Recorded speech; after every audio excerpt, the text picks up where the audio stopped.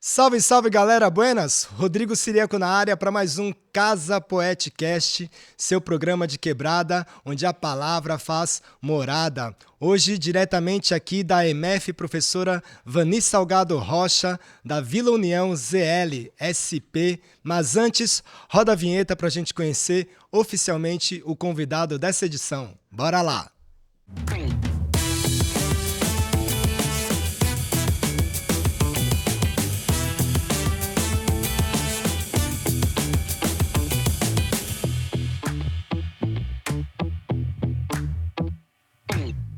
Agora sim, voltamos em definitivo. Esse projeto que faz parte da 8ª edição da Lei de Fomento da Cultura das Periferias da cidade de São Paulo. Nós que estamos fazendo saraus, concursos literários, levando o estúdio de gravação para as escolas, trazendo poetas, escritores, artistas da palavra. E hoje nós estamos aqui com ele, que é poeta, arte-educador, documentarista. Vou pedir salva de palmas para Akins Quinteiro.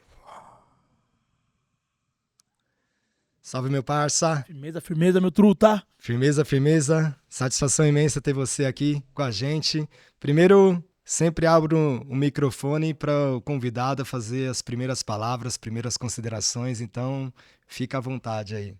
Só agradeço, meu parceiro. Atravessei a cidade aí, segunda-feira maravilhosa. Zona Norte pra Zona Leste, né? Já morei aqui na Zona Leste, aqui numas quebradas, cidade de Tiradentes, aí Carvalho, Inácio Monteiro. Então, voltar aqui é um prazer, uma honra. Muito obrigado pelo convite, meu parceiro. Da hora, tá em casa. Akins, eu queria começar, você, né, te apresentei como poeta, documentarista.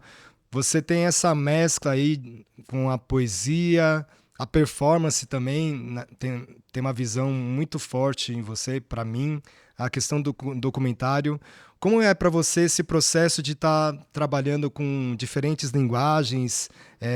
Você acha, dentro dessa construção, quando você está ali no livro ou quando você está no documentário, são projetos diferentes, processos diferentes, ou eles, em algum momento, eles também trocam uma ideia, eles se dialogam? Conta um pouco aí desse trampo que você faz e nessas diferentes linguagens aí. Então, pra mim é mó da hora fazer esses trabalhos, né? Eu tenho um trabalho com literatura e cinema, como ele disse, mas vejamos, né? Publiquei 3, 4 livros e produzi 4 documentários. Os documentários, o primeiro é de literatura, que aí tem a ver com o que a gente tá falando. O segundo é de futebol de várzea, que aí é a nossa paixão, futebol. E o terceiro é de carnaval, o terceiro e o quarto de carnaval. Certo. Então as ideias, elas se entrelaçam, né? Eu sou da Zona Norte de São Paulo, como eu já disse, e a gente respira samba na nossa quebrada, a gente respira futebol também. Eu sou um apaixonado por futebol, ainda mais do futebol varziano, né? Esse futebol de quebrada e pá, moro? Acho que ele tem um encanto, tem uma magia, uma cultura periférica muito forte. Então eles se juntam. E aí eu acho que é como você disse na apresentação do programa, essa coisa da palavra pega a gente. A forma que usa a palavra, a magia que se tira da palavra. E aí a palavra cantada, aí a palavra escrita, aí a palavra quando a gente lê numa crônica, num conto, ou a gente escuta um diálogo em um filme ou uma peça de teatro.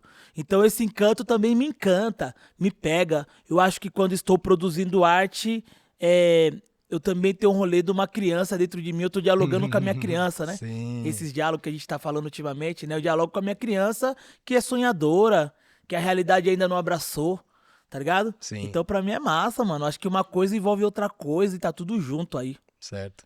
E dentro dessas linguagens que você trabalha, tem alguma que se sobressalta? Você tem alguma preferência ou é coisa de momento? Tem algum momento que eu prefiro estar ali mais ligado na literatura, na poesia? Tem outro momento que eu tô mais ali no cinema, no documentário? Não, eu faço as duas, mas tem aqui e tal, a minha preferência. Como é isso pra você? Eu me apaixonei pelo... As paixões, elas vieram com o tempo, assim. O lance do audiovisual do cinema, a minha melhor experiência com o cinema é também de telespectador. Mas também é um rolê de assistir no se ver, um telespectador da minha própria ausência. Sim. Eu cresci na adolescência. Aqui a maioria da galera tem o quê? Entre 16, 17, 15, 14, 13 a 15, né? 13 a 15, certo? Quando eu comecei a ler, buscar mesmas ideias, eu tinha entre 15 e 16. né? E a partir disso, eu comecei a pegar firme na coisa do filme, ainda mais do filme estadunidense, pensando na questão racial, de negritude, porque até aí eu também passava invisível, eu queria passar invisível, inclusive na frente do espelho. Então ver filmes do Spike Lee, inclusive esse é um filme novo do Spike Lee com o Denzel Washington, maravilhoso. Ver esses filmes que trouxe dignidade fez eu ter uma paixão maravilhosa. E graças ao rap dos anos 90 principalmente, me apeguei nos livros. Me apeguei nos livros. Eu acho que eu curto mais é o livro, mas eu entendo que o nosso país é muito forte a oralidade. Nós somos o país de ouvir música. A oralidade aqui pra nós é muito mais forte do que da escrita. Por isso também que eu acho importante alguns trabalhos que você fazia ou faz, literatura é possível, né? Que é uma Sim, ideia de debater livro dentro da sala de aula, que eu participei lá sim. no ano de 2008, 2009, ó, quanto tempo já, né? Uma caminhada.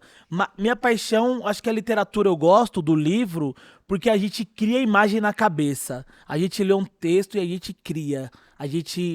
A pessoa passa pela porta, cada um aqui de nós vai imaginar a porta de um jeito. Acho que aí tá o encanto da literatura.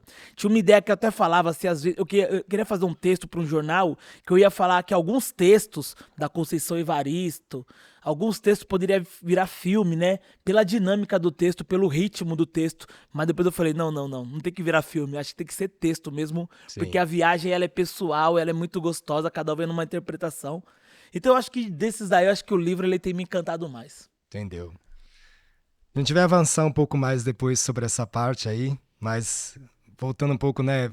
Você que tem um trabalho que a gente também vai falar do quintal, e a gente está aqui falando de casa, né? Então, uma outra parte que a gente sempre traz também do podcast é conhecer um pouco mais do convidado, saber onde ele nasceu, qual foi a quebrada que ele cresceu, essa composição desse núcleo familiar também, como que foi a infância, as brincadeiras. Então, traz um pouco desse menino Fábio Certo. antes do A15 aí pra gente conhecer um pouco. Olha que louco. Antes do Akins também, Akisquita, depois eu falo o significado do nome e do porquê do nome. Mas o meu nome no meu RG é Fábio. Só que ninguém nunca me chamou de Fábio. Inclusive, eu achava. Eu nem sabia como era meu nome, porque o pessoal na minha quebrada me chamava de Kiko. Eu achava que o meu nome era Kiko. Porque eu sempre me chamaram de Kiko. Aí na rua, assim, eu tenho a memória de alguém falar, acho que não é não, acho que. Aí eu fui perguntar pra minha mãe, como que é meu nome? Fábio. Então quase ninguém nunca me chamou de Fábio, assim, né? Louco, né? Entendeu? Esse rolê assim. Na Zona Norte, eu me criei na Zona Norte de São Paulo. Hoje, para analisar as coisas, é muito mais fácil porque o livro, porque o estudo de questão racial, ele me trouxe para entendimento de como que foi minha infância. Mas não foi uma infância nada fácil, porque eu cresci na Brasilândia, na Zona Norte de São Paulo, onde a gente faz o sarau no quintal, que é o nosso movimento, é uma família muito grande. E por ter próximo da gente muita bebida alcoólica, ainda mais na infância, era violento. A gente estava próximo da violência, morou? Então, cadeia, polícia no quintal, era muito presente isso na nossa infância, né? Infelizmente, até problemas com suicídio também. Essas coisas estiveram próximo da gente. Isso foi um dos motivos da gente criar um movimento do Sarau no Quintal entre a nossa família. Pra gente tentar de alguma forma romper. Romper com a violência, moro? Quebrar A o gente tem ciclo, que né? resolver, nós tem que resolver uma ideia sem violência, sem que ter que ficar um apontando tristeza, neurose pro outro. Isso daí foi uma sacada nossa. Debater bebida alcoólica. Porque no meu modo de ver, no meu aprendizado, a bebida alcoólica é uma das drogas que mais destrói o nosso povo de periferia. Ainda mais hoje em dia, a gente vê a juventude, várias quebradas, segurando esses copos coloridos, às vezes é gin, às vezes é outra coisa, e o que não tem ali é gin, o que tem ali é uma mistura química muito forte. Alguns estudos vai dizer que é o crack da bebida alcoólica, tá ligado?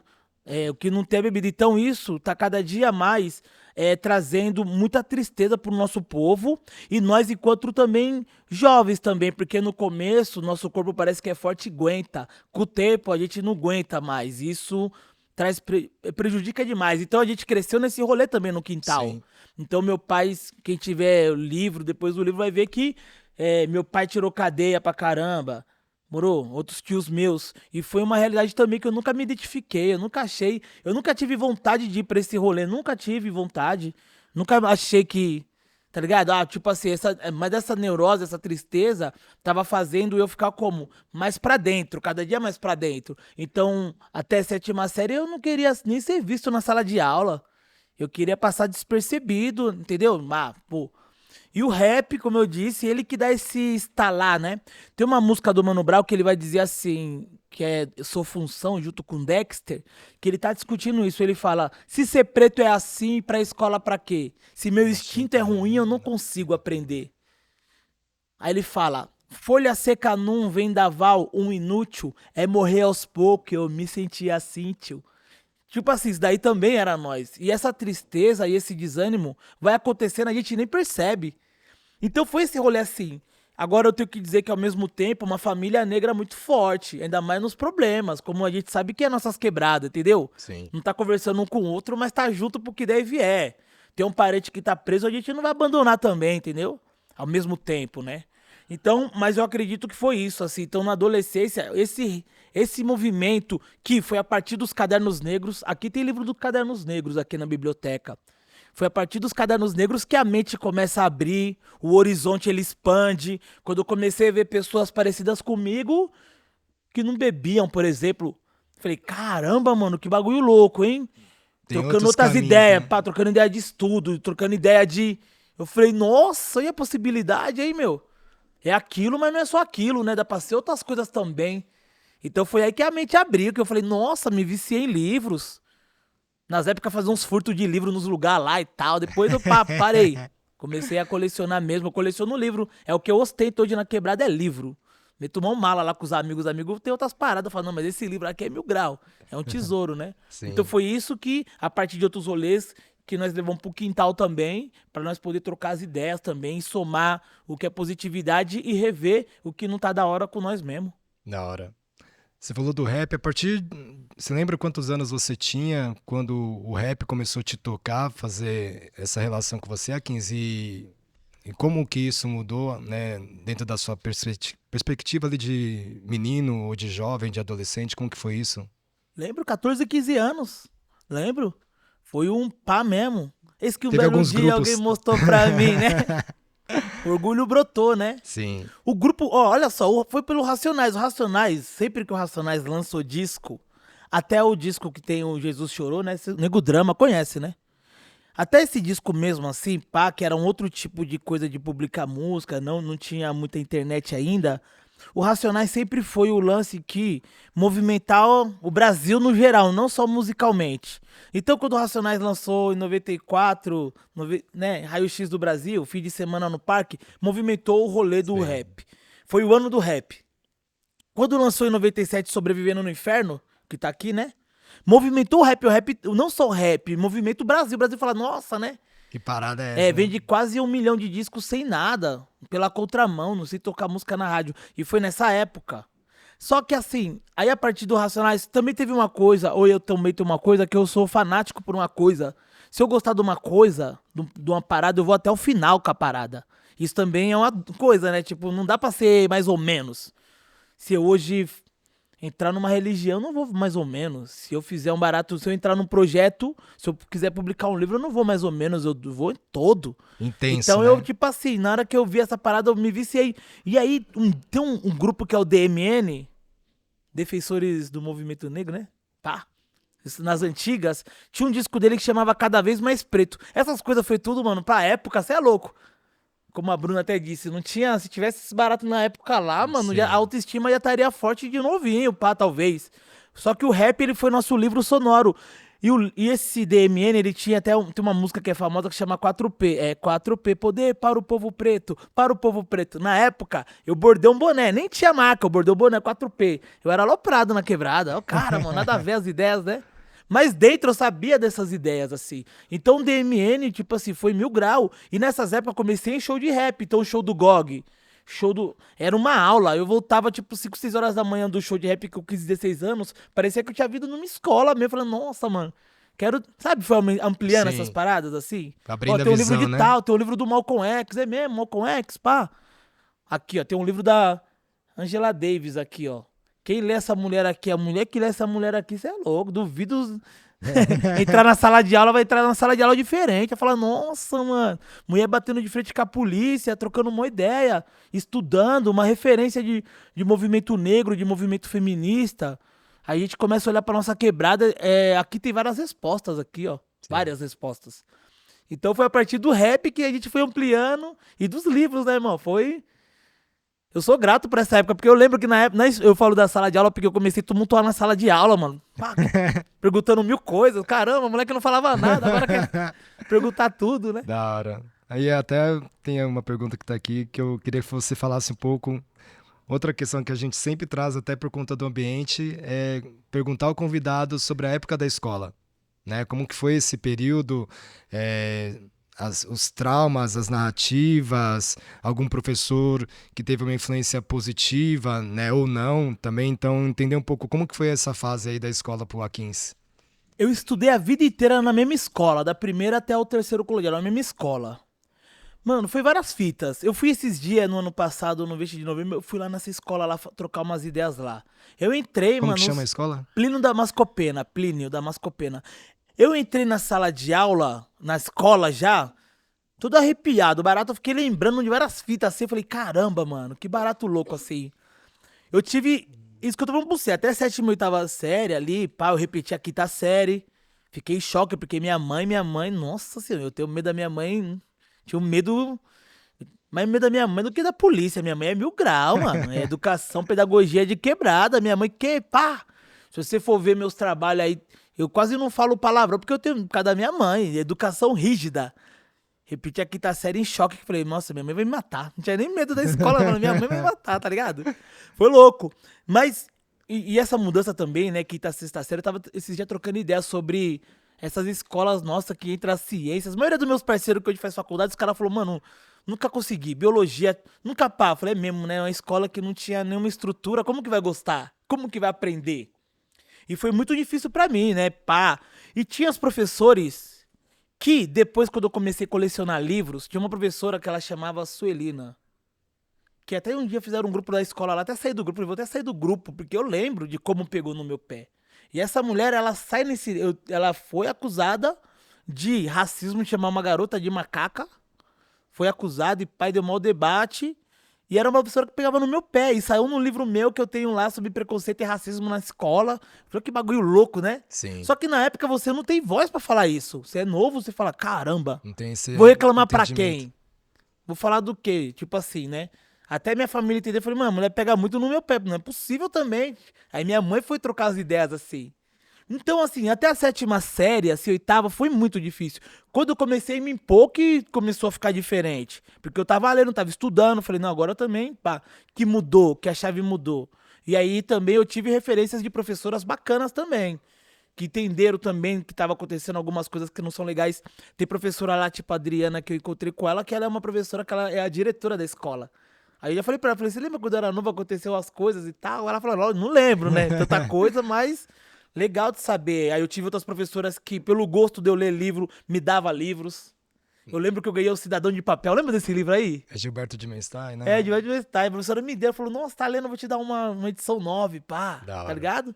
Então foi a partir disso. Mas é um lance que eu acho que se eu tivesse esse autoconhecimento mais jovem, por exemplo, eu tenho um irmão de 15, que fez 16 anos ontem. Ele já estuda, a gente faz um café da manhã que ele lê. Então, a perspectiva dele dentro da sala de aula é diferente. Sim. Ele já trocou umas ideias. Tá acontecendo alguma coisa? Ele já vem numa, sabe? É um moleque respeitador e tal, mas ele lê e estuda. Então ele consegue dialogar dentro da sala de aula. Então isso tem sido importante. Da hora. Bom, estamos aqui na EMF, professora Vani Salgado Rocha, fazendo mais um Casa Podcast. Eu vou chamar o primeiro convidado aqui para representar a escola, vai ser para fazer uma pergunta. Pietro. Salva de palmas para o Pietro, pessoal.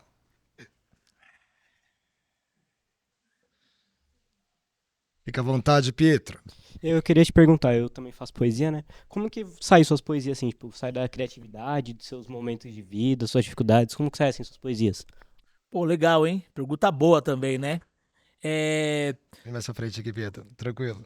Tem um rolê assim, Pedro, acho que a primeira coisa assim que é inspiradora é esses rolês de movimento, né? Muito legal, assim. Nós somos cria, né? Você também é da Sim. Cooperifa, né? Nós somos cria Sim. da Cooperifa, assim, também. E aí é um movimento que nos inspirou muito a escrever assim, sabe? Agora, eu dou aula de literatura, arte educador, como ele disse. Uma ideia bacana também, se você tá curtindo escrever, é tentar sempre parar na folha e tentar escrever. Mesmo quando não tiver uma ideia pra escrever. Ah, tô sem ideia. Mas se você conseguir ter essa disciplina, né? Ah, tô com o tempo, vou ficar 2 horas na frente do papel. Isso ajuda muito a gente, tá ligado? Tô gostando. Quem é assim, ó, tem um escritor que ele é compositor também, que ele chama Paulo César Pinheiro. Ele compôs vários sambas. Ninguém ouviu um soluçar de dor no canto do Brasil. Vários sambas que é mais pra nós que é das antigas, mas ele continua compondo. A primeira música que ele fez, ele tinha uns 14 anos de idade. Quando eu morrer, me enterrem na lapinha. Quando eu morrer, calça culote, paletó, almofadinha. Nessa época ele tinha 14 anos, ele andava com as pessoas mais velhas da música brasileira, que era Vinícius de Moraes, que é umas referências aí, depois vocês vê, Bade Power. E aí ele disse, ele não parou de compor de lá até hoje. Hoje ele tá com 80 e poucos anos. E aí perguntaram, né? Mas como que você consegue? Ele disse que é mais transpiração, né? É uma coisa muito mais da luta do que às vezes da inspiração, né? Agora, tipo assim, na hora que se você estiver pegando o ritmo da escrita e tá gostando, tudo tem inspiração quando a gente olha. Tudo tem. Aquela porta vermelha, ela é inspiradora, moro? Essa parede branca, ela pode se virar inspiradora, entendeu? Na hora que a gente começa a pegar o ritmo assim também, a gente vai. O da hora é ter prazer por isso, tá gostando, só Isso. continuar. E vamos que vamos. Obrigado Valeu. você por participar e tamo junto, hein? Obrigado, Ó, pra te Pietro. inspirar aqui, ó, vou deixar um livro pra você. Olha Firmeza? só. Já fortalece. Tamo junto, mano.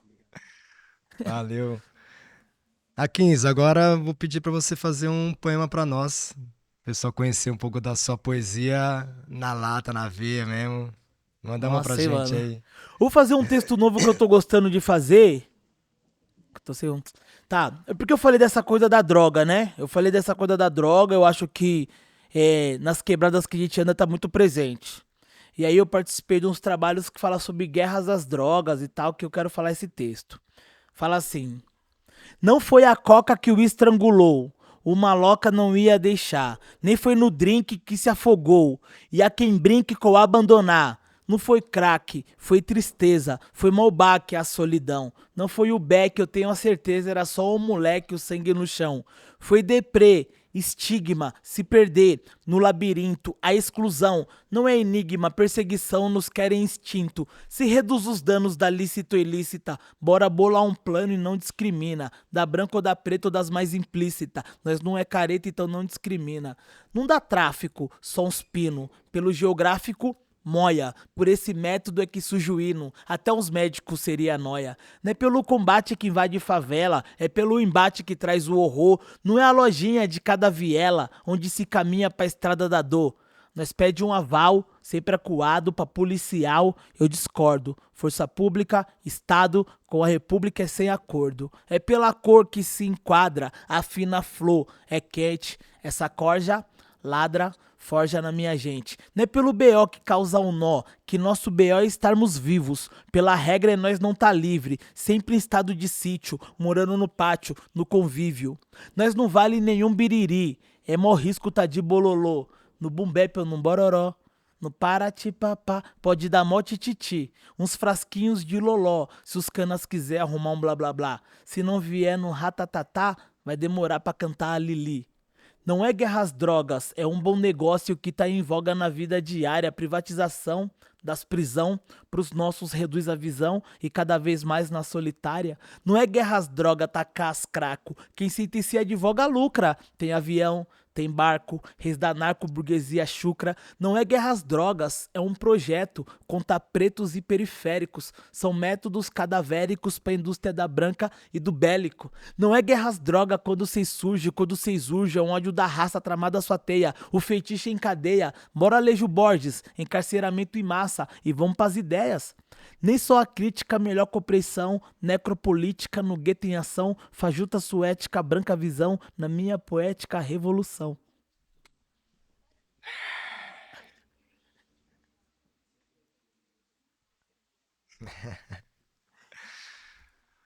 A Kingsmonster, depois recomendo vocês pesquisarem, né, quando tiverem um tempinho aí, alguns poemas do Akins que tem gravado.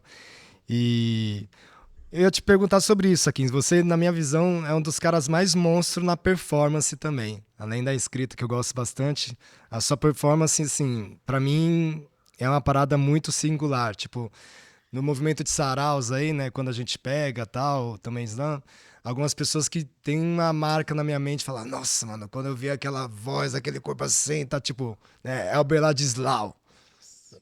Você vê assim, aquela... Finado, esse era 1000 Grau, hein, pai? Nossa. Então, assim, Gaspar também é outro que quando eu vejo que vem, a própria Naruna Costa, quando faz alguns textos também, e você eu sinto isso, assim, e você naquele estilo de ter essa cadência, traz o ritmo e essa musicalidade também, você quando tá recitando, parece pra mim tá tocando um instrumento junto. Acho muito louco, assim. Eu tô vendo você, é a oralidade, mas eu tô ouvindo um instrumento, quase vindo ali sabe? E eu queria saber se você tem algum tipo de preparação, para além dessa parada de memorizar o texto, mas a parada do corpo mesmo, né? Como é que você faz essa fita toda aí? Se você tem um ensaio, como é que você faz essa parada? Não, ensaio não tem. Porque nosso rolê lá sempre foi sarau mesmo, né? Nós tava no sarau, tal, repetição, né? Sim. Mas tem esse lance de sentir, né? Sentir a poesia, né? Se nós escrever um texto que a gente gosta, a gente tem que transmitir, porque o corpo fala, o olhar fala, sabe? A movimentação, a gente tá se comunicando. Como que o Candeia vai falar no samba dele? Mudo é quem só se comunica com palavras, né? Nós estamos bem mais aí, né? Se hoje a gente traz essa referência de entender isso como palmas, né? Então a gente tá falando, moro. O olhar fala mais, né? A gente pergunta uma coisa pra pessoa, pelo olhar, ela não precisa nem falar nada. Então, quando a gente faz poemas também, quando a gente faz um trabalho, a gente tem que ser verdadeiro. A gente também, é a mesma ideia do começo, a gente tem que dar o máximo. Se a gente acreditar num texto, se a gente acreditar, a gente tem que dar o máximo do que nós puder, sabe? A gente tá, eu acho que eu percebo que quando é música de outras pessoas, quando é uma música que a gente gosta, ainda mais música, vou dar essa referência, ou música ou dança, quando é uma parada que a gente gosta muito, a gente dá o nosso melhor. Puta, você quer mostrar pra alguém, a gente fala da melhor maneira. E quando é o nosso, às vezes o nosso assusta muito a gente, né? A gente fala, caramba, será? A incerteza, a dúvida dá.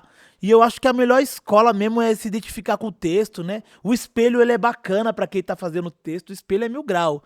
Não apenas pra decorar, né? Sim. Decorar, qualquer um decora. Agora, transmitir é outra coisa, hein? Transmitir a emoção, pá. E aí que você falou, o Weber, mano, é 1000 grau, mano. Né? Me lembra dele fazendo navio negreiro? Sai de qualquer canto. E o jeito que ele ressignificou esse navio negreiro do Castro Alves. Nossa, é louco. Eu adorava também. Era sempre, toda vez emocionante. Mano, o bagulho fica como, né? Arrepia. Pela forma, o cara entendeu, colocou aquilo dentro dele, não só apenas esse texto, mas vários textos. É de quem sente, né? Sim. Então o poder da interpretação, ele é bacana por causa disso, né?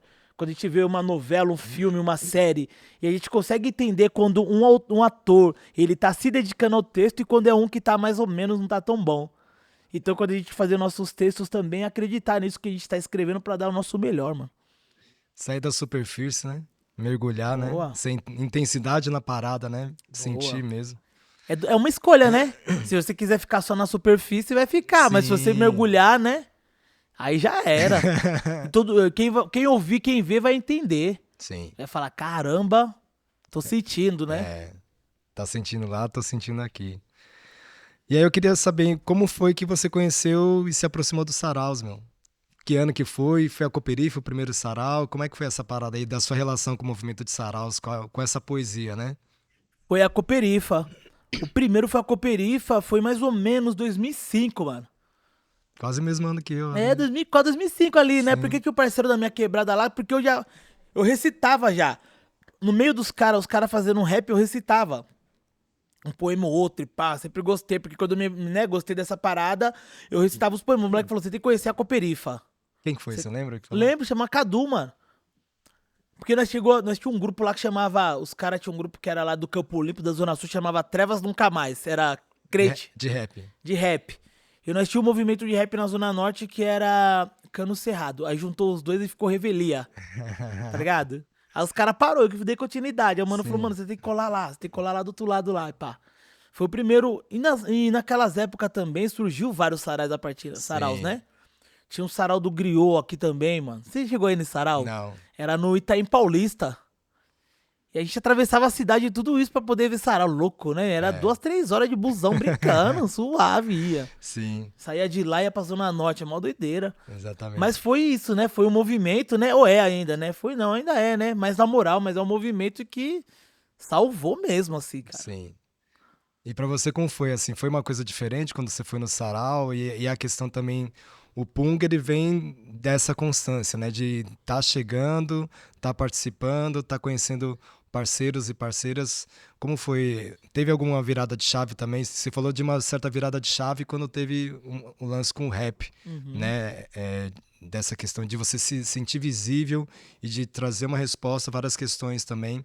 No sarau, você acha que teve esse movimento também? Como é que foi pra você? Foi muito forte no sarau, né? Porque essa relação com o corpo, igual você tá falando, né? De ter uma galera que tá ali pra ouvir poemas, falar, caramba, que barato louco, né? Lotado e tal, e todo mundo ali numa sintonia, né? E essa coisa também, querendo ou não, do aplauso, né, mano? Sim. Da possibilidade, tá ligado? Foi a partir disso daí mesmo que o Alan da Rosa, né? Da edição estourou, ele falou, não, mano, acho que você tem que fazer o livro com a Elisandra. Eu e a Elisandra cheio de medo, falou, não, será? Será? E eu falava pra ela, faz você o livro. Ela falava, não, faz você sozinha. Eu falei, não, acho que eu não tô preparado, né? E a galera dando uma atenção, assim, dando uma atenção bacana, assim. Então foi uma virada de chave bacana. Eu lembro daquele primeiro prêmio da Cooperifa. Lembra que era até uma canetinha assim, né? Sim. Primeiro prêmio também que a gente ganhou. Eu lembro que eu lá nem sabia que eu ia ganhar. Todo mundo ganhando. Os caras falaram, não, você também tem um, pá, chamaram lá. Então, é isso, né, mano? Fortaleceu mesmo a autoestima, tá ligado? Sim. Além de escrever, o lance de estudar, porque o pessoal ali tava sintonizado. Ainda mais pela Cooperifa que a gente tava lá direto, a gente viu várias pessoas voltar a estudar, mano. Não, vou estudar, e pá, morou ali, ele abriu, mesmo que várias pessoas não fosse poeta, não se tornou e tal, escritor, mas ali foi um caminho também para autoconhecimento, da possibilidade de voltar a estudar, tá ligado? De se Sim. olhar mesmo, assim. Então acho que essa foi a virada de chave de circular. Como você disse, né? Eu não tenho um livro aqui, o que eu publiquei, que eu acho que é o mais legal, que é o Muzimba, que é menos de um ano, assim, eu consegui trabalhar quase 2.000 livros, só em saraus. São Paulo, aí vai pra Porto Alegre, tem um monte, aí você vai pra... dando vários rolês, assim, né? Sim. No Brasil, olha que louco, né? Sem patrocínio, nós por nós, assim, olha que o movimento, né? O movimento bancano. Você podia ir no sarau, você vendiam vários livros, você podia ir duro, tava voltando com qualquer no bolso, né? Então toda essa movimentação, inclusive da literatura escrita, da compra de livro, o movimento falou, mano, pode ir lá que a galera compra livro, a galera lê, pá. Tá ligado? Acredita, né? Então foi importante pra caramba, mano. Da hora. Chama mais uma participação aqui da MF, professora Vani Salgado Rocha, agora para recitar. Ângelo, chega para cá fazer uma leitura. Palmas pro Ângelo, pessoal. Tranquilo, Ângelo? Vou Fica à ler vontade aí. Balas amargas. Foram 80 balas que destruíram o futuro. Foram 80 balas que levaram um inocente ao túmulo. 80 balas que vieram como uma nuvem escura cheia de chuva. Foram 80 balas que fizeram uma mulher viúva. Eles disseram, atentado, uma facada a um candidato repercutiu na mídia como uma novela. E disseram, acidente, 80 tiros em um homem negro, pobre da favela. Foram 80 balas que enterraram um sonho e objetivo. Foram balas que impediram um pai de estar presente na formatura e na conquista do seu filho. Poderia ser bala doces que fazia aquela criança servir, mas foram balas amargas, duras, fria e forte. Não estava escrito na embalagem, mas ele sabia o sabor era da morte. Obrigado, Ângelo. Louco, né? 1000 grau, né? Vocês lembram dessa fita aí do 80 tiros? É. Sim, Depois pesquisam aí sobre da onde que vem esse poema aí. Entender o racismo, toda essa violência aí do Estado, sim. pesado. Isso até tem a questão que eu tinha colocado aqui, Akins, que seus textos, principalmente, eles têm a questão da resistência e da denúncia da violência, né, do genocídio contra a população preta, pobre, periférica. Isso é um dos pontos que eu vejo forte ali também. Mas também, além disso, tem também a parte do amor, da festa, né, da família, desses encontros, os afetos, o samba, né? Então, como é que é essa construção para você, né?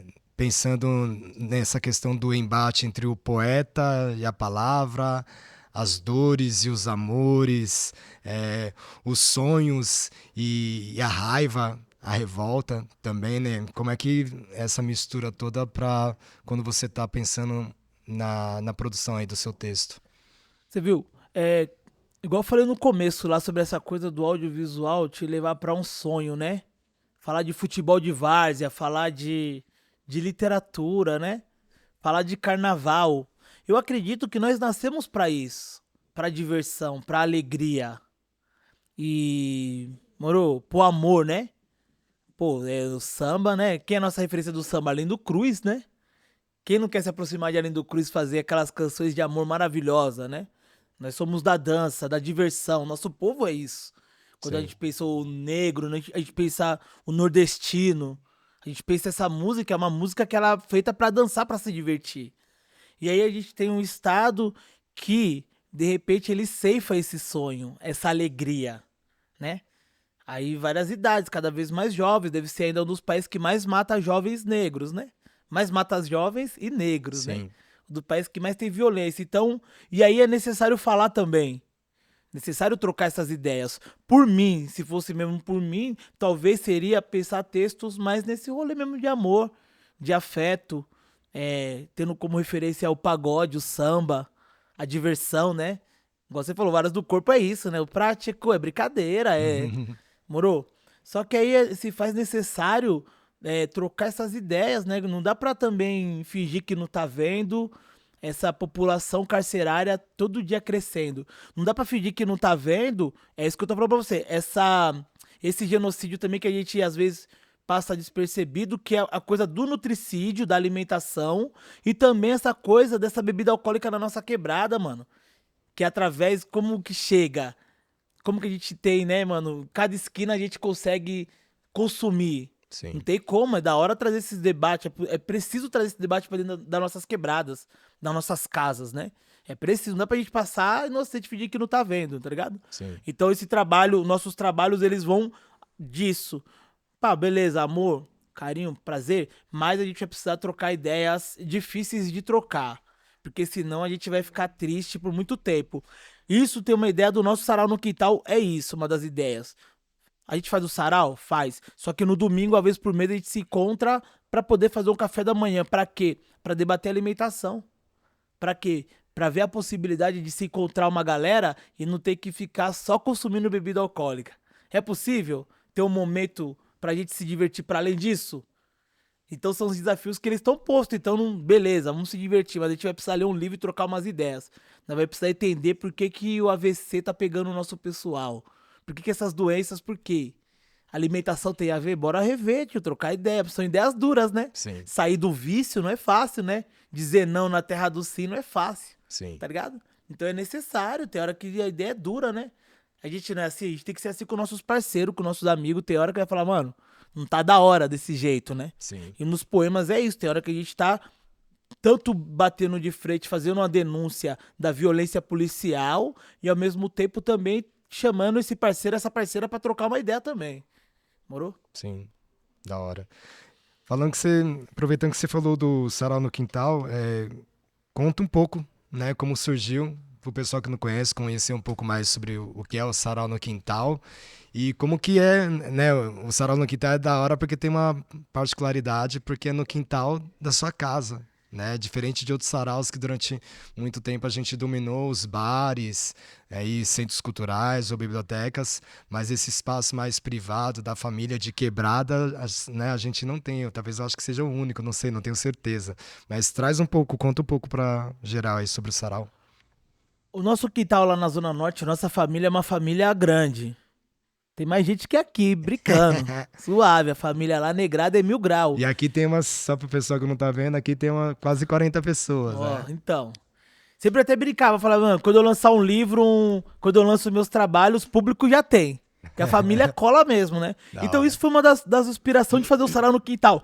Quando eu publiquei esse primeiro livro aqui, eu não morava no quintal lá. Não morava, já tava morando em outro lugar. E não era comunicação como hoje, né? Celular, pá, WhatsApp e tal. E aí, eu nem sabia que a galera ia colar no quintal, assim, no lançamento do livro. Eu não sabia. Eu falei, acho que pá, né? Eu não tava mais envolvido com a família da rua, assim. Sim. Aí no dia, Nação Educativa lá, que foi o lançamento, metade, na hora que eu cheguei, já vi assim, minha família tudo lá. Eu falei, caramba, meu pessoal é 1000 graus, assim, né? E foi a partir disso que eu falei, pô, e a gente sempre se reúne lá no nosso quintal, sempre, né? Desde criança, como eu disse pra você, e talvez depois dessas ideias mudando a concepção dessas reuniões, assim. Mas esse rolê do samba, né? Minha família é de muito samba, desfile escola de samba e pá, morou? A partir daí a gente falou, não, bora fazer um movimento de sarau no quintal, né? Fazer um sarau, se encontrar de vez em quando pra declamar poemas. Aí vamos fazer uma festa junina. Agora nós temos uma ideia de uma hora dessa fazer um bloco, morou? Pra desfilar um carnaval e tal, tá ligado? Da hora. Aí tem uma outra geração surgindo também, que são dos nossos sobrinhos, né? Das crianças menores também, que vem próximo, assim, mó da hora e tal. Então ele nasce também nesse rolê de... Também foi aprendizado com outros saraus também. E ali que nós tem família ali, a galera, pá, começar a pegar esse ritmo também de ler, achar bacana e tal. E a partir desses trabalhos, dos livros que eu publiquei, a galera também em outros movimentos e falar, oh, da hora, Da possível. hora. Sim, Possível. muito louco. Chama mais uma participação aqui da escola, MF Professora Vani Salgado Rocha, para fazer uma pergunta.Eixla, é isso? Ah, você vai ler, então vem, desculpa. Palmas paraEixla, por favor. Tá com vergonha? Não tem problema não. No começo eu tava com vergonha, a gente vai se soltando só depois que a gente começa. Respira fundo, ó. E vai. E vai. Com a vergonha mesmo. É assim.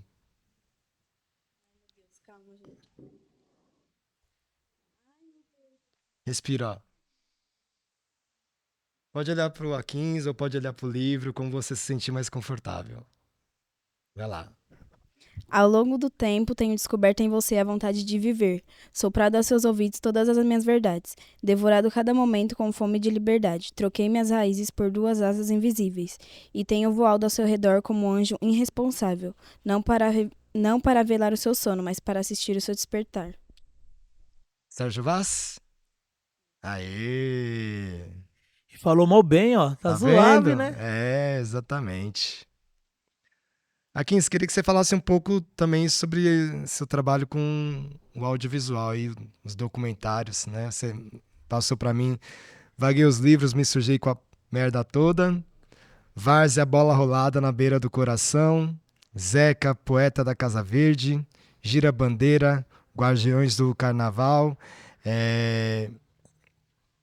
Você falou um pouco já, mas a escolha do documentário, né, nesse lance, é mesmo para você falar de temas que a poesia de repente não alcança, entender um pouco esse lado.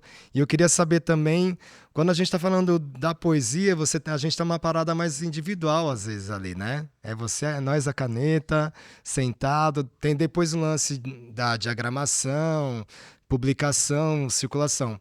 Mas muitas vezes o documentário não, logo de início, às vezes você tá formando um time ali, né?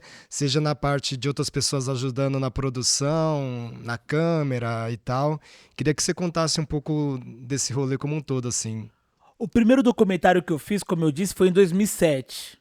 Vaguei os livros, me sujei com a toda. Acontece que eu tava numa livraria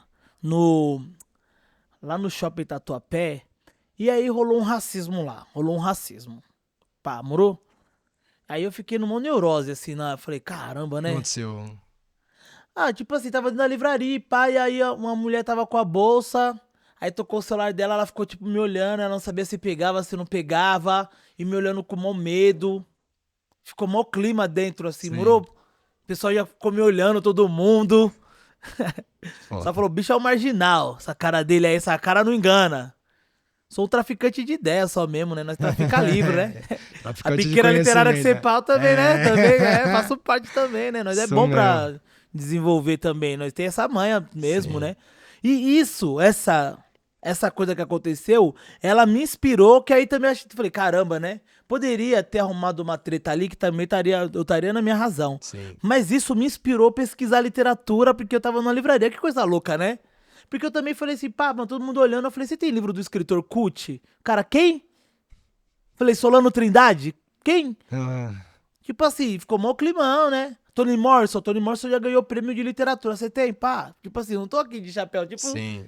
também, né? Tipo, quase provando que eu também não... Olha que bagulho louco, né? Mas isso daí foi uma resposta. Eu falei, vou fazer um documentário. Vou fazer um documentário. Esse primeiro documentário que eu fiz, aí depois o Alan da Rosa ajudou, aí entrou nesse processo que você falou, pá, de juntar outras pessoas. Ele nasceu dessa necessidade. Era um livro que eu falei assim, pá, um documentário que eu falei, vamos lançar ele no dia do lançamento do livro. Só que eu não manjava nada de edição de livro, então eu saí filmando.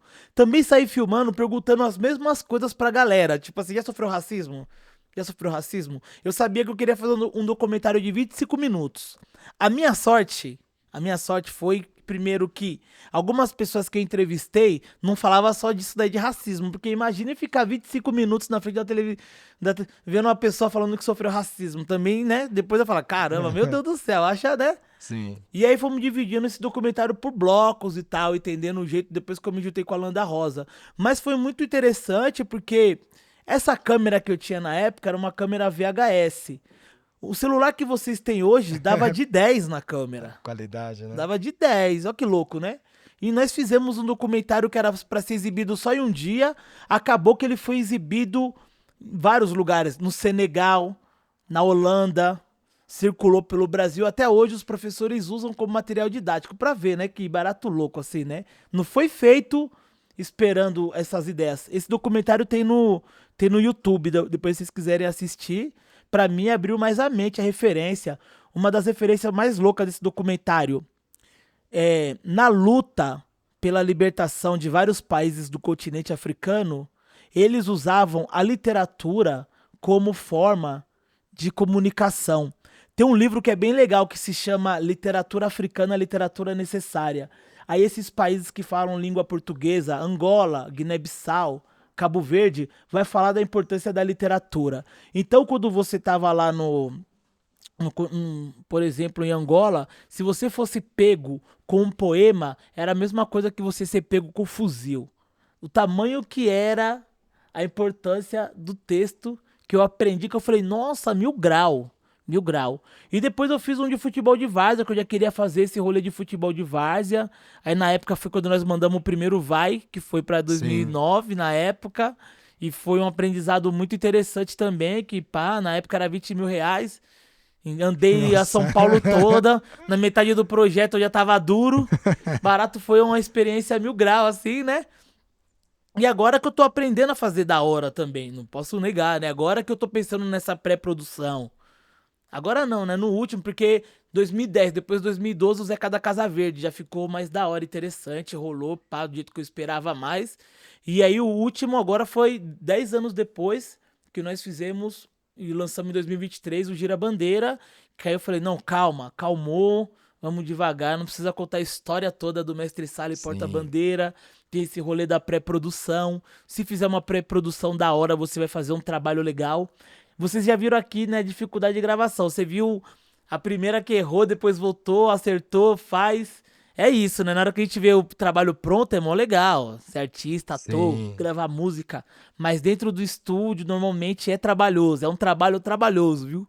Né? No começo é legal, mas depois é sofrimento. Tudo que a gente vê. Pode ser, é do funk, é o rap, é o samba, não tem ideia. O trabalho sério, ele requer demanda e tal. Então o audiovisual que eu tô curtindo cada dia mais, eu tô aprendendo mesmo, sabe? eu tô fazendo um outro documentário com a galera, então eu tô fazendo esse pré-roteiro muito bacana, sabe? Já sabendo o que vai gravar, o que precisa, né? Ó, pra gravar essa cena a gente precisa da luz, né? Porque várias vezes foi, pá, aí o resultado final não entrega, né? Então é um trabalho que ele demanda muito mais calma, certo, mano? Se quiser entregar uma qualidade bacana. Sim. Mas eu tô adorando, eu tô tentando me profissionalizar cada vez mais em roteiro também. Da Eu hora. tô curtindo o roteiro pra caramba, assim, né? Até pela ideia dos contos, que eu não sei se tem o Cadernos Negros 42 aqui. Depois, se vocês puderem, pesquisem aí, porque no 42 tem um conto chamado Pólvora, que eu escrevi, que é um conto que eu acho interessante. Monstro. Juventude, pá, tem a ver, é pesado, é um texto Sim. pesado, mas vale a pena. Mas eu acho que os textos que eu escrevo, os contos, ele se aproxima de uma ação cinematográfica também, tipo, tá ligado? Sim. É cenas, né? Eu tento escrever por cena, mesmo os contos, assim. Da hora. Aqui em Esquintê, aqui no Casa Poetcast, seu programa de quebrado, onde a palavra faz morada. Esse programa que ele faz parte da 8ª edição da Lei de Fomento às Periferias da cidade de São Paulo, Secretaria Municipal de Cultura.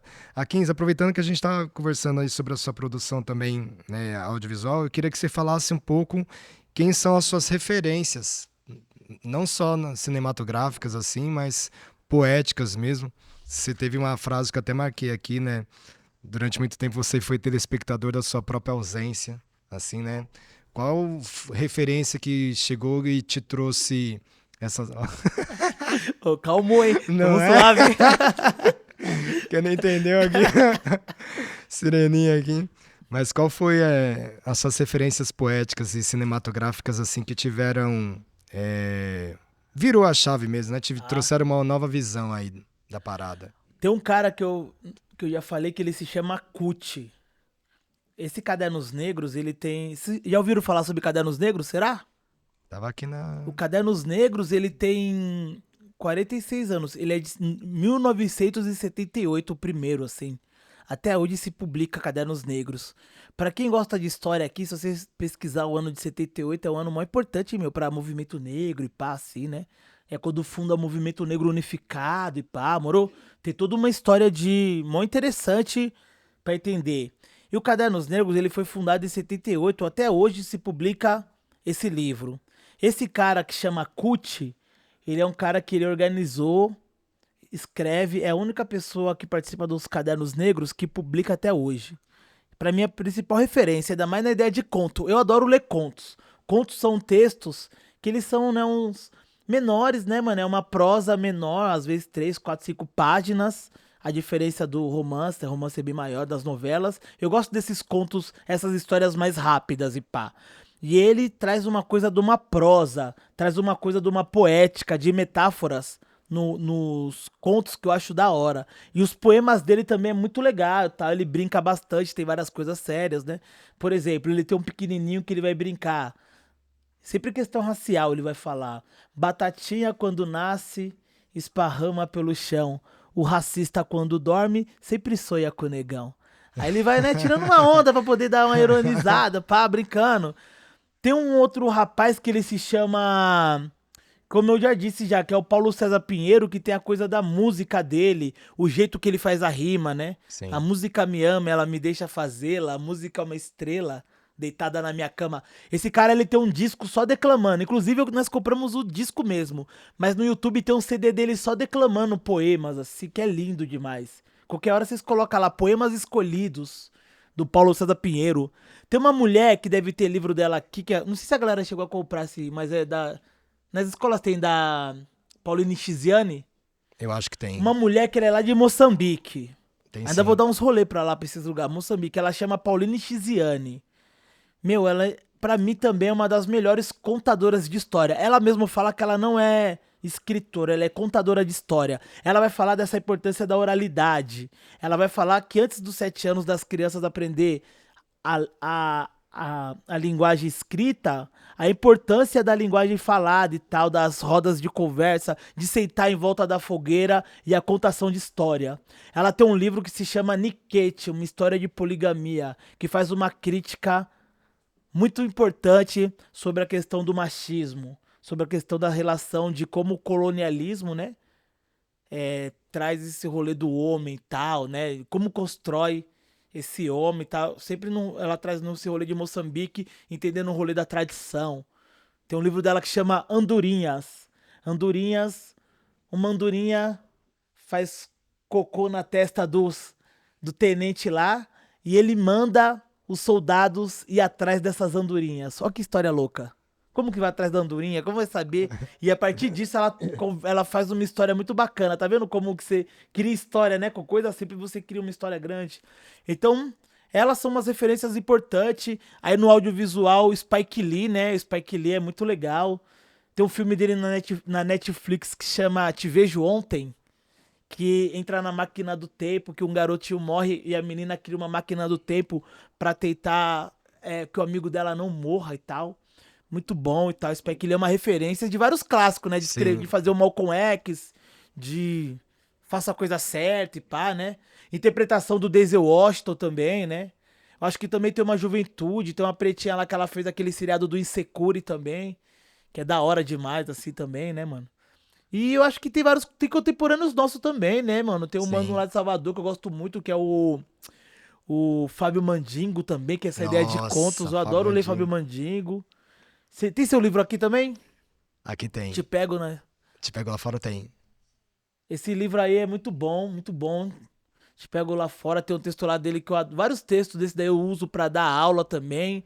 Mas o Literatura é Possível, ele tem uma magia, não é porque se cita eu não, mas ele tem uma coisa de quem já deu aula, a dificuldade de trabalhar literatura na escola de uma beleza Sim. ali que é, nossa, que cai as lágrimas quando eu leio assim de vez em quando por aí que eu falo, caramba, esse texto aqui é 1000 graus, assim. Então são essas coisas, Sim. né, mano? Da hora. Sérgio Vaz, pá, tem um monte, nosso bonde é pesadão, né? É, pra caramba. Chama aqui a Lana. Palmas para a Lana, pessoal. Confesso que eu tô com muita vergonha, mas eu queria te perguntar qual foi o momento mais marcante da sua vida que te fez escrever uma poesia assim muito top. Ó, essa pergunta. Boa, né? Boa. Nossa, olha só. Tipo assim, a minha vovó, ela faleceu com 104 anos, minha avó. Ela, tipo assim, e ela, tipo, analfabeta, não lia, não escrevia, né? Não lia, não escrevia, pá. Só que ela sempre gostou de acompanhar nosso movimento, assim. Eu acho que um dos poemas que mais marcou é um que eu fiz homenagem a ela, assim. Quando ela fez 102 anos, assim. E eu acho que o que tem me marcado é esses poemas também de amor, assim, também, sabe? Que é essa coisa que nós falamos, né? Acho que isso marca, assim. Esses dias eu fui num evento sobre as Mães de Maio. Já ouviu falar das Mães de Maio? É uma organização de. Você escreveu lá, né? Com elas Sim, na época, né? sim. Uma organização de mulheres que tiveram. Que os filhos foram mortos pela polícia no ano de 2006, assim, né? E aí tem muita gente, assim, muitas mulheres que eu falei, nossa, nós fomos numa conferência no qual tinha muitas mulheres, assim, eu ia falar esses poemas, pá, que eu falei o primeiro de... Aí na hora que eu vi aquelas mulheres, eu falei, não, não dá pra falar meus... E tinha mulheres de Belo Horizonte, Salvador, do Rio de Janeiro, que perderam seus filhos pra violência do Estado. E aí eu comecei a ver, eu falei, não, tipo assim, é isso que eu tô aprendendo, o nosso povo eles têm esse rolê do afeto. Então eu sinto, o legal de escrever o poema e deixar o tempo do poema, tem poema que ele tem o tempo dele sozinho também. Você fala, caramba, aquele texto que eu escrevi cabe hoje, sabe? Minha avó faleceu, esse poema mesmo, vovó Neucina aí seus 102, pelo que consta ainda vem muito mais. Eu escrevi isso foi em 2020, por aí. Hoje ele tá fazendo sentido, assim, sabe? Então tem texto assim que a gente vai criando que faz sentido. O conto Pólvora, que eu falei que tá no livro, foi um dia que minha mãe estava na minha casa e eu estava na frente da galeria do rock no centro da cidade. Eu fiquei vendo vários caras tomar enquadro, assim, um monte, assim, ó. E eu sentado, pá, no bar, assim, vendo e pensando na minha mãe, ó, que louco. Que louco, assim, né? E pensando na minha mãe, eu falei, imagina se chegar de casa e pá, tomar um enquadro. Ali, só olhando ali aquela cena, eu já falei, não, já sei, vai acontecer uma parada. Eu cheguei em casa e eu consegui fazer esse texto, assim, nessas ideias, assim. Mas as coisas é com o tempo, assim. A gente é do momento do imediatismo, né? A gente precisa de ter uma resposta muito rápida. Tá, o tempo por si só ele já devora tudo. Só que essa coisa nossa de internet, de ter que viralizar, ela atropela as coisas e a gente precisa de uma resposta imediata. E várias coisas não é imediato. Tem coisas que ela vai demorar pra acontecer. Vira e mexe uma coisa que parece que viraliza, ou todo mundo ouve, ou faz sentido. Até pra nós mesmos, né? Às vezes eu posso vir aqui, pegar livros e não fazer sentido. E talvez pode ser daqui uns anos ele faça mais sentido. Então nós que constrói arte, cultura, tem que ter essa calma também para as coisas acontecer. Escrever com amor, com verdade. E mesmo que às vezes não tenha like, a gente precisa acreditar nisso daí. Obrigado você pela pergunta. Nem parece estar com vergonhas. Manter a paz. A 15, aproveitando, manda mais um poema pra gente aí. Mais um, né? Vou falar isso da vovó então, né? Fica à Da vontade. vovó, né? Vovó Neucina e seus 102. Pelo que consta ainda vem muito mais. Quer ver bem filhos, os netos, todos nós. Ver bem bisnetos, ligeiros e sagaz. Cobre com manto a sua reza, veja pois. Tem segredo sua fé nos ancestrais. Nunca faltou um prato de feijão com arroz. Muito amor no alimento que ela traz. Canta e declama, tem força a sua voz. Contente em ver a harmonia dos iguais. Se vê na gente que brilha lindo sóis, nossa vovó fica assim feliz demais. Ela tem a magia dos heróis. Sua energia vem do ventre das iabás. Olhos atentos são feitos dois faróis que nos conduz a um caminho assim de paz. Vovó Neucina e seus 102. Oh. Show de bola. Cara, tava com um roteiro aqui de uma pergunta, mas depois da vovó. Mas eu acho que é importante fazer a pergunta. Até no começo também, uma coisa que às vezes a gente traz, você falou a questão, né, um pouco da sua família, mas a gente vê, né, falou também da quebrada, da questão da violência, das drogas, como isso também afeta muito a saúde mental, né, nossa, em geral. E eu vejo, por exemplo, nas escolas, é um assunto que ainda bem hoje a gente já fala mais sobre questões de saúde mental, né? A gente ainda tem muito tabu, mas a gente vai aos poucos diminuindo.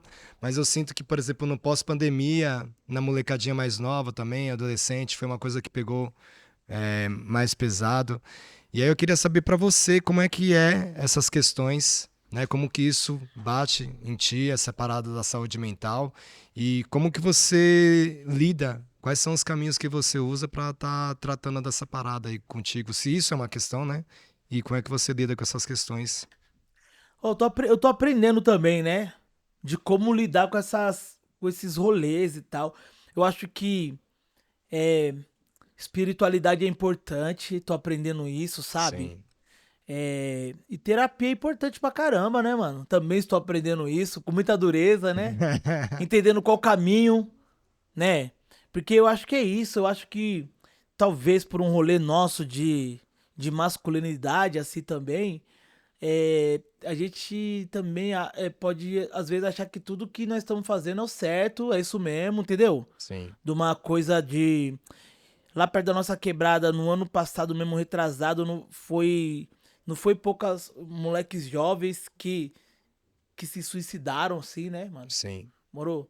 E uma coisa que eu observo, que eu observei, que parece que tá tudo bem. Tipo assim, eu vejo os parceiros duro de verdade, duro. Eu acho que da minha quebrada que eu observo ainda, quem mais expõe um sentimento ou uma emoção de às vezes chorar, tudo é eu, assim. Na minha família eu fiquei esses dias tentando lembrar, eu falei, caramba, acho que eu nunca vi meus primos derramar lágrima, assim. Um dos meus primos, nunca vi. Meus primos, né? Parece que é vergonhoso e tal. Então, tipo assim, como que a gente lida com essas emoções? Como que a gente lida com esses caminhos? Com essa masculinidade, né? Esse machismo Também, mano. tóxico, né? Que a gente não permite, né? Se E a abrir. ansiedade, né? A ansiedade é a doença do século, né? Tamo aí, Sim. né? Difícil da gente reconhecer que não tá com a cabeça lá na frente, né? Tá cheio também de a frustração do dia a dia, né? Sim. Sonhando pra caramba e pouca coisa chegando. E aí, romper com esse rolê da neurose, do certo, e procurar ajuda que não é. Então, desde o ano passado, eu tô procurando também essa ajuda. Pra compreender o rolê, pra ver como que eu lido melhor com as neuroses, com os vazios, né? Sim. Com a busca também. Então, comecei no ano passado a fazer terapia também, tá ligado? Legal. Pra mim, pá, Mano, você me conhece, nós é parceiro, você já me viu mais a milhão, você tá ligado? Sim. Já me viu mais a milhão, mas pá, também, né? É cheio de certeza também, né? Hoje em dia, não é que eu não tenho certeza, hoje em dia pensando muito mais antes de agir, entendeu? Sim. Pra não ter um problema sério comigo mesmo, né? Porque depois eu entendo que no final do rolê quem fica triste com várias coisas sou eu mesmo, né? Então, me consertar, se consertar, sim, eu acho que é uma busca também, pessoal, espiritual e também psicológica também, que eu acho que, meu, eu percebo que vários dos nossos em quebrada é necessário também. Sim. E eu tô dentro desse rolê também. Da hora. Gente, estamos chegando nos caminhos finais aqui do podcast. Akins, eu vou fazer mais algumas perguntas agora, mais como se fosse um bate-bola. Não precisa ser em uma única palavra, mas é aquela coisa pensou e mais curto mesmo. Ó, só que você falou, já que você falou antes também desse rolê da saúde, nós tá falando também de cinema, eu já indico um filme, direção do Denzel Washington, que se chama Anthony Fisher, Voltando a Viver. Que ele é um psicólogo no navio, Da hora. e o moleque dá trabalho, o pessoal quer expulsar, ele começa a trocar uma ideia. Muito bom esse filme. Sim. Anthony Fisher, Voltando a Viver. Da hora. Já anotem aí. Boas recomendações aqui hoje. Mas vamos lá. Grande sonho do Akins. Viver até os, pelo menos, 100 anos. 115, por aí. Igual a vovó. Igual a vovó. Maior medo do Akins. A dúvida. Dúvida. Uma grande perda do Akins. Acho que meu irmão de 7 anos morreu. Se ele tivesse dado isso, ia estar da hora. Da hora. Uma grande conquista aí do Akins. Bem materiais é uma casa. Bem pensando no amor é ter uma preta que dá pra confiar, dá pra colar lado a lado. Da hora. Tá bom. O que o Akins hoje diria pro menino Kiko lá na infância, se pudesse dizer alguma coisa pra ele? Nossa, hein? Não, você é da hora, fica suave. Fica suave. Só vai na sua caminhada. Olha pros lados, mas sem, né? Pá, olha pro lado de boa assim também, vai que vai. Da hora. E a última pergunta é...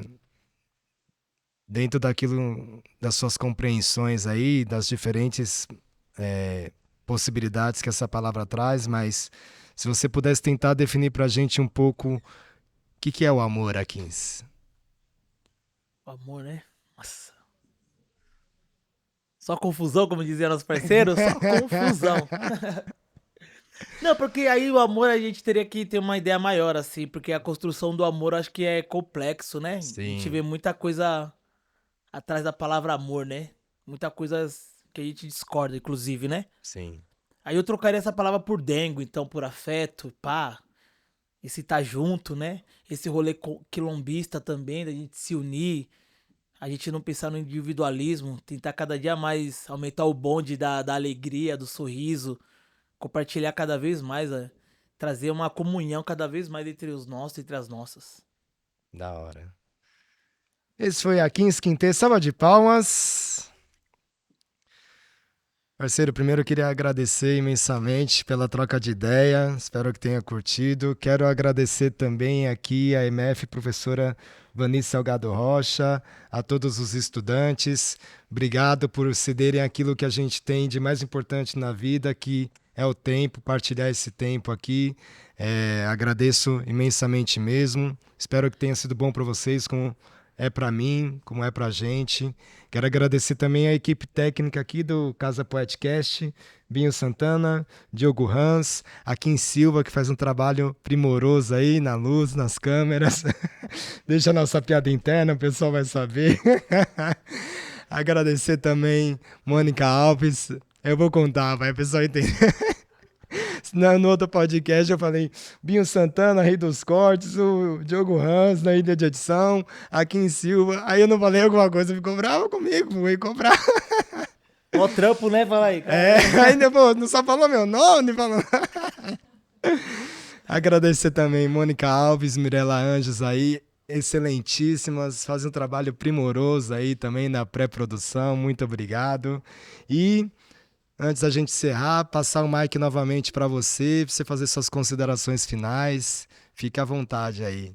Quero agradecer então, certo? Ô, da hora, né? Receber o convite de você que tá milianos aí no corre aí também, né? Desejar vida longa pro projeto também, pra nós. Espero que você publique mais livros, que seus livros também são importantes pra caramba. Sim. E meus livros eu sempre só mostrar aqui os trampos também, né? Que a gente sempre vê de forma independente. Então se alguém quiser dar um salve lá no Instagram, no Facebook. E vamos que vamos. Exatamente. Firmeza, pessoal.